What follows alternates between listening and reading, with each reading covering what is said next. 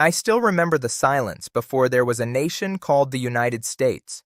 Long before towering skylines pierced the clouds, before highways stretched across continents, and before millions proudly called themselves Americans, I stood in a land unlike anything the modern world could imagine. Endless forests covered the horizon. Rivers carved their way through untouched wilderness. Massive herds of bison shook the earth beneath my feet, and thousands of thriving indigenous communities had already built civilizations, cultures, languages, and traditions that had flourished for thousands of years. Most people believe the story of America begins in 1776. It doesn't. To understand how the United States became one of the most influential nations in history, I first had to journey back thousands of years to a time when nobody had ever heard the words America or United States. And what I discovered completely changed the way I understood this country's past. The first people arrived here during the last ice age, crossing a frozen land bridge connecting Asia and North America. Generation after generation, they spread across mountains, deserts, plains, and coastlines, adapting to every environment imaginable. Over thousands of years, hundreds of distinct nations emerged. Each possessed its own government, beliefs, technologies, and traditions. I found enormous cities that rivaled many found elsewhere in the world. I walked through sophisticated trade networks stretching for hundreds of miles. Agriculture flourished. Engineering advanced. Entire civilizations rose and disappeared long before European ships ever appeared on the horizon. Yet almost everything was about to change. Far across the Atlantic Ocean, powerful kingdoms searched desperately for faster trade routes to Asia. Gold, spices, wealth, and prestige drove ambitious explorers into waters many feared to cross. Nobody realized those voyages would reshape the future of the entire world. In 1492, the Atlantic ceased to be an impossible barrier. When European explorers arrived, they did not discover an empty continent. They encountered millions of people already living here. At first, curiosity defined many encounters. Trade began. Ideas were exchanged, but those first meetings soon gave way to competition, conquest, and devastating disease. Entire communities vanished. Diseases carried unknowingly across the ocean spread faster than armies ever could. Villages emptied. Ancient traditions struggled to survive. The balance of power shifted with astonishing speed. As decades passed, more ships arrived. Spanish explorers claimed vast territories in the south and west. French traders ventured deep into river systems. Dutch merchants established prosperous trading settlements. Then came the English. Unlike many earlier expeditions, the English intended to stay. In 1607, I watched the settlement of Jamestown struggle to survive. Hunger, disease, conflict, and harsh winters nearly destroyed the fragile colony. More than once, it seemed inevitable that the settlement would disappear forever. But somehow it endured. Then came tobacco. One crop transformed everything. Demand exploded across Europe, bringing wealth, investment, and thousands of new settlers. Plantation agriculture expanded rapidly, forever changing both the economy and the landscape. Yet prosperity came with an unbearable human cost. Forced labor grew into a brutal institution that would shape American history for centuries. In 1619, enslaved Africans arrived in Virginia, marking the beginning of a system whose consequences would echo through generations. Even as settlements expanded, another transformation quietly unfolded. Families crossed the Atlantic searching not only for opportunity, but also for religious freedom. Puritans established communities throughout New England, hoping to build societies based upon their deeply held beliefs. Life remained extraordinarily difficult. Winters were unforgiving. Food was never guaranteed. Relations with indigenous nations shifted constantly between cooperation and violent conflict. Still, the colonies grew. One settlement became 10. 10 became 13. Roads connected villages. Ports filled with ships. Merchants prospered. Farmers cleared forests. New generations no longer thought of Europe as home. Without realizing it, they were becoming something entirely different. By the early 18th century, these colonies had developed their own identities. They traded across the Atlantic, elected local assemblies, built universities, published newspapers, and argued passionately about liberty, government, and individual rights. But while prosperity increased, so did tension. The British Empire had become the world's dominant power after costly wars against France. Victory brought enormous debt, and someone had to pay. That someone, Britain believed, would be its American colonies. At first, the new taxes seemed manageable. Then more arrived. The Stamp Act, the Townshend Acts, the Tea Act. Each law intensified anger.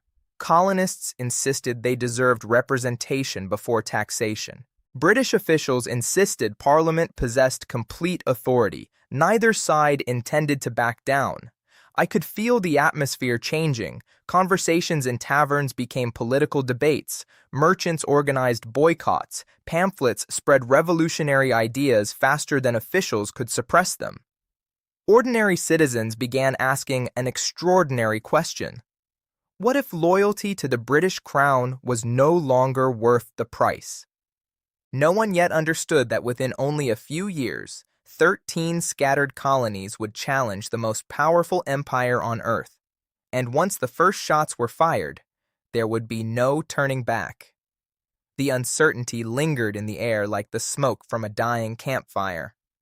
Every conversation seemed quieter than before, yet somehow more dangerous. I could sense that people were choosing sides, even if they refused to admit it aloud. Neighbors still greeted one another in the streets, but trust was beginning to crack beneath the surface. Then everything erupted. In April of 1775, news spread with astonishing speed. Fighting had broken out at Lexington and Concord. What began as an attempt by British soldiers to seize colonial weapons turned into open resistance. Farmers, craftsmen, and ordinary townspeople grabbed their muskets and stood against trained soldiers of the British Army. There was no grand declaration yet, no promise of independence, only confusion. Many still hoped reconciliation was possible. Others believed the moment for compromise had already passed. I found myself watching families divided by a single question that would define their future. Would they remain loyal to Britain? Or would they risk everything for an uncertain future? The battles continued. Soon the conflict spread across the colonies. Volunteers poured into makeshift camps, many with little military experience. Supplies were scarce. Food was inconsistent. Ammunition was precious. Disease spread almost as quickly as fear. Yet despite every hardship, more people joined. Something larger than a tax dispute was beginning to take shape. In Philadelphia, representatives from the colonies gathered to debate their next move. Every discussion carried enormous consequences. Independence was no small decision. Declaring it meant becoming traitors in the eyes of the British Crown. Failure would almost certainly end at the gallows. The arguments stretched on. Some delegates urged patience. Others demanded immediate action. Finally, in the summer of 1776, the decision could no longer be delayed. The Declaration of Independence was approved. With one document, the colonies announced that they no longer recognized the authority of King George III. Instead, they proclaimed that governments existed to protect the rights of the people, and that those rights came from something greater than any king. The words were bold, revolutionary, dangerous. They inspired hope across the colonies, but they also guaranteed a long and brutal war. Britain had no intention of surrendering its most valuable colonies. The struggle that followed tested everyone. I watched the Continental Army endure freezing winters, exhausted marches, and impossible shortages. Uniforms wore out faster than they could be replaced. Many soldiers wrapped torn cloth around bleeding feet because they had no shoes. Hunger became an almost constant companion. At Valley Forge, survival itself became a victory. Winter covered everything in ice and snow. The cold seemed to penetrate every layer of clothing. Smoke drifted from crude wooden huts where exhausted soldiers huddled together, wondering whether they would ever see their families again. Many never did. Still, the army endured. Training improved, discipline strengthened, hope refused to disappear. Meanwhile, the fighting stretched far beyond famous battlefields. Coastal towns faced attacks from the sea, farms were destroyed, families fled advancing armies. Loyalists and patriots often turned against neighbors they had known their entire lives. This was not simply a war between colonies and an empire. It had become a civil war inside communities themselves. Just when British victory seemed increasingly likely, the balance shifted. In 1777, American forces achieved a critical victory at Saratoga. It was more than another battle. It convinced France that the revolution might actually succeed. That decision changed everything. French soldiers, naval forces, weapons, and financial support entered the conflict. The revolution was no longer an isolated colonial rebellion. It had become an international war involving some of Europe's greatest powers. Britain suddenly found itself fighting on multiple fronts across the globe. Even then, nothing was guaranteed. Years passed. Battles continued. Both sides suffered enormous losses. Entire generations grew accustomed to uncertainty. Children who had never known peace reached adolescence while the war still raged. Finally, attention shifted toward Virginia. British General Cornwallis established his position at Yorktown, believing his army remained secure. But events began unfolding that few could have predicted. American and French forces coordinated an extraordinary campaign. While soldiers closed in on land, the French Navy blocked escape by sea. The trap was complete. For weeks, relentless bombardment shook British defenses. Cannons thundered day and night. Smoke blanketed the battlefield. Every explosion brought the siege closer to its inevitable conclusion. Then, in October 1781, Cornwallis surrendered. The fighting had not officially ended, but everyone understood what this meant. The revolution had survived.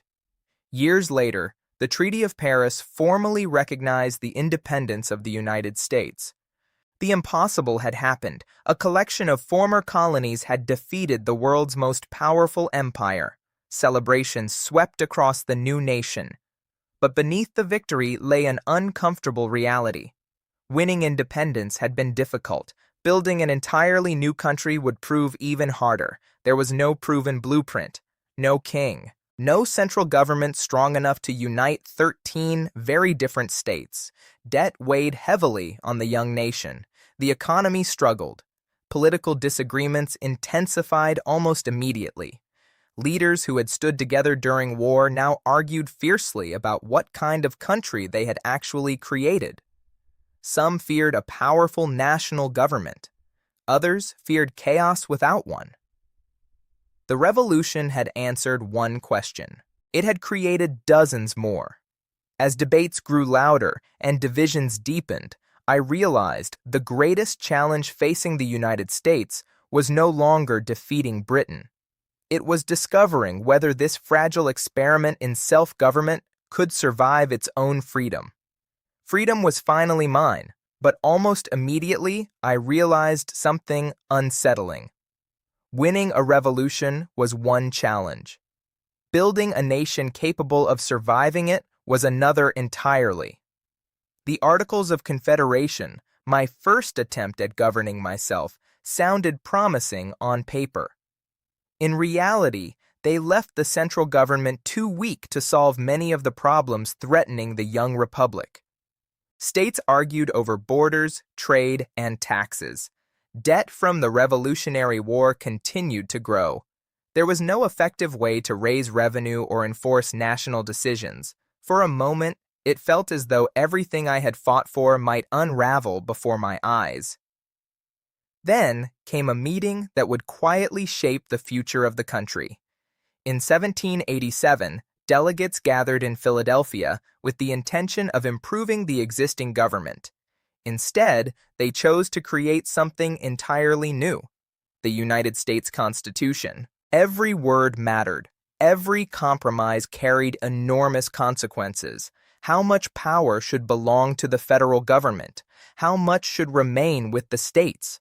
How could liberty be protected without allowing disorder to take control? The debates lasted for months. They were passionate, exhausting, and often deeply divisive. Yet when the Constitution was finally completed and later ratified, it established a framework unlike any the world had seen: a government divided into executive, legislative, and judicial branches, each designed to limit the power of the others. It was an experiment, one that many doubted would last. When George Washington became the nation's first president in 1789, expectations were immense. There were no traditions to follow, no previous American presidents to imitate. Every decision set a precedent. Every success or failure would influence generations to come. As the years passed, the country expanded. New states joined the Union. Roads connected distant settlements. Steamboats transformed rivers into busy highways. Factories began replacing workshops. Immigrants crossed the Atlantic in search of opportunity, bringing new languages, customs, and dreams with them. But beneath this remarkable growth, one issue refused to disappear: slavery. The contradiction became impossible to ignore. A nation founded on the belief that all people possessed certain unalienable rights continued to deny freedom to millions. Political compromises delayed confrontation, but they could not eliminate it. Eventually, the divisions became too deep. In 1861, the Civil War erupted. It remains the deadliest conflict in American history. Families found themselves fighting on opposite sides. Entire towns were devastated. Railroads carried soldiers instead of settlers. Fields that once produced crops became battlefields scarred by artillery and loss. The cost was staggering. Hundreds of thousands of lives were lost before the war finally ended in 1865. The Union survived. Slavery was abolished. But healing would take generations. Reconstruction brought hope, yet also hardship and resistance. The nation slowly rebuilt while continuing to wrestle with questions of equality, justice, and citizenship. Then came another transformation. The late 19th and early 20th centuries saw astonishing industrial growth. Railroads stretched from coast to coast. Telegraph wires connected distant cities almost instantly. Skyscrapers climbed higher than anyone had imagined possible. Innovation accelerated: the telephone, electricity, automobiles, airplanes. Each invention reshaped daily life. The United States emerged as one of the world's leading industrial powers, attracting millions more immigrants who believed a better future awaited them. But prosperity was never guaranteed. The Great Depression struck in 1929, bringing economic collapse on a scale few had imagined. Banks failed. Businesses closed. Families lost homes and savings almost overnight. Breadlines grew longer. Unemployment soared. Just as recovery began, another global crisis demanded action: World War II. After the attack on Pearl Harbor in 1941, the United States entered the conflict alongside the Allies. Factories shifted to wartime production. Millions served in uniform. Scientific and industrial capacity expanded at extraordinary speed. When the war ended in 1945, the world had changed forever. The United States emerged as one of two global superpowers, entering decades of rivalry with the Soviet Union during the Cold War. Nuclear weapons created the constant possibility of unimaginable destruction, while the space race inspired remarkable achievements in science and technology. In 1969, humanity reached the moon. For many, it represented far more than a technological triumph. It symbolized what determination, innovation, and cooperation could accomplish. At home, another struggle unfolded. The civil rights movement challenged segregation and discrimination, demanding that the promises written into the nation's founding documents apply equally to every citizen. Courageous individuals marched, protested, and endured violence to secure greater equality under the law. Progress came, not all at once, not without sacrifice, but step by step, the nation continued to evolve. The closing decades of the 20th century brought the digital revolution. Personal computers entered homes. The internet connected billions of people across the globe. Information traveled faster than ever before, transforming education, commerce, communication, and culture. Then came the 21st century.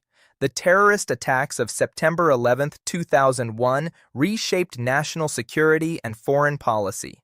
Economic crises tested resilience. Medical breakthroughs saved lives while global pandemics revealed both the strengths and vulnerabilities of modern societies. Artificial intelligence, renewable energy, and space exploration opened new frontiers that earlier generations could scarcely imagine. Today, I look across this nation and see extraordinary diversity. Bustling cities, quiet farming communities, towering mountain ranges, endless plains, innovative research laboratories, historic landmarks, millions of people, each carrying a different story, yet all contributing to an ever-changing national identity.